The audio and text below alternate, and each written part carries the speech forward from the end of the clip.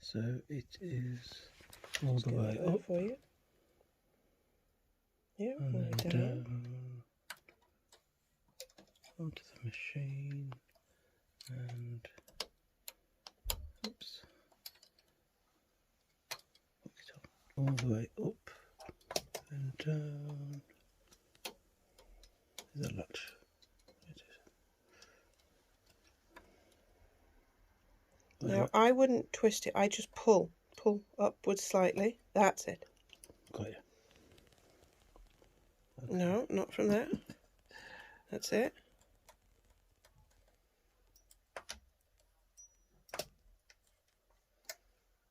That's perfect. That's how we transfer stitches. So oh, I missed one. Yeah. You've missed a couple there. Yeah. Not from there. That's it. I'm still other way brain. That's it. Perfect. Yep. Absolutely perfect. And we carry on all the way across, and that's how we get the stitches from the rib bed up to the top.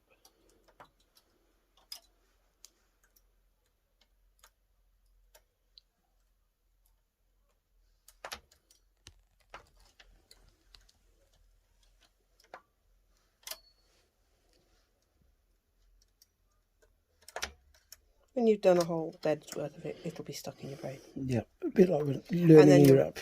And then you'll realise why you want to buy the transfer carriage, because it can be a bit tedious. I have got one on order. Yay, it's on the way. And I have a video on how to use it for you already done. Wonderful. Right. But I like to learn this way first. So yeah, well, to use a transfer carriage, you still have to use this for the first couple of stitches. Right. And if you're doing some fancy stitch, you might just want to do in the centre of your work some of the stitches transferred up, which you can do with the transfer carriage, selecting which ones to transfer. But sometimes you just want to know how to do it by hand.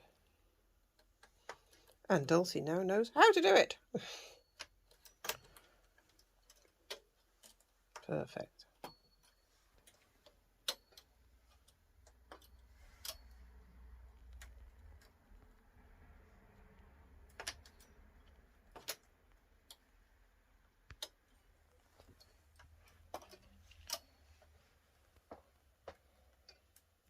So you've completed your first transfer up. Yay!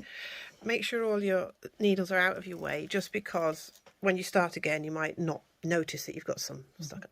So now you want to drop your bed down. Do you remember how we do that?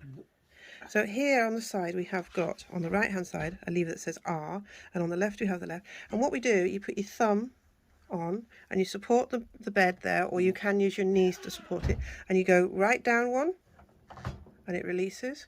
Now left down one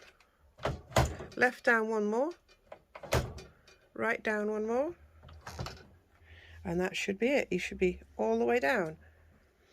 This is the point. Look at that lovely fisherman's rib we did. And now you want to take off on the top there the are you excited, aren't you? Take off the top ribber connection, the sinker plate. Yeah, so undo your thumb screws. Take out your yarn before you get it off. That's it. Perfect, perfect. Absolutely spot on. She says. There we go. Take that out of the way and put back. As I've shown you, we have made a little gap at the side of the table because that is rather useful. Rather than having the table perfectly central, put it skew slightly and you've got a little patch to put your tools on. That's my top tip.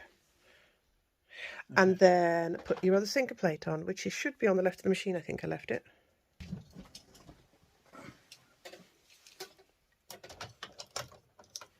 Remember to wobble and check you've got those divots in.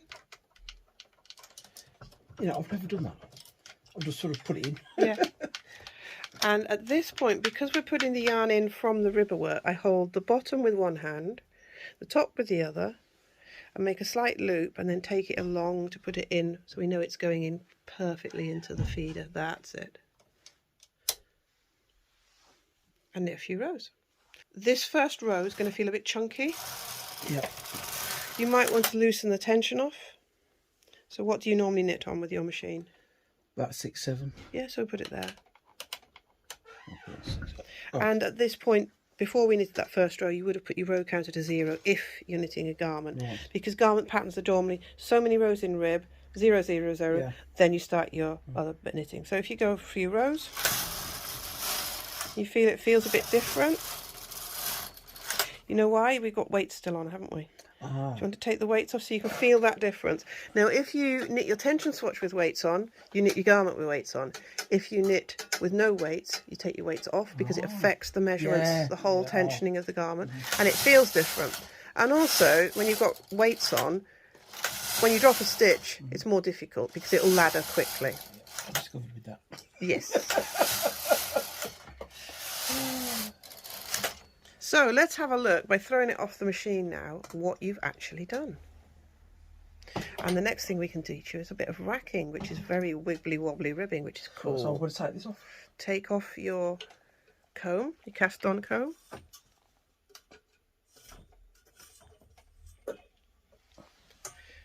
You don't have to break the yarn if you want to reuse the yarn. Nope.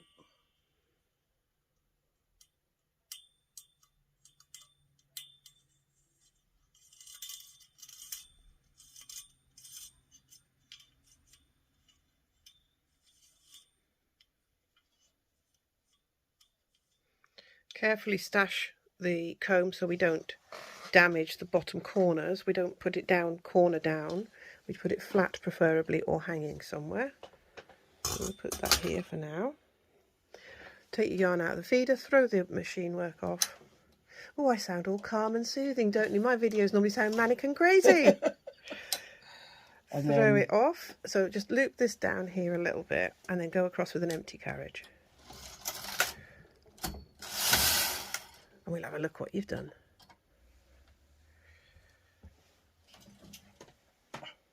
Look at that. So as you can see, the fisherman's is wider. Yeah. And the 1 by 1 is tighter. We can go tighter again and do a full rib. I'll show you how to do a full needle rib next. And we can do some racking as well. How's that feel? What do you think? Do you like the effect? Oh, I certainly do. Excellent. Wonderful. See you, everybody.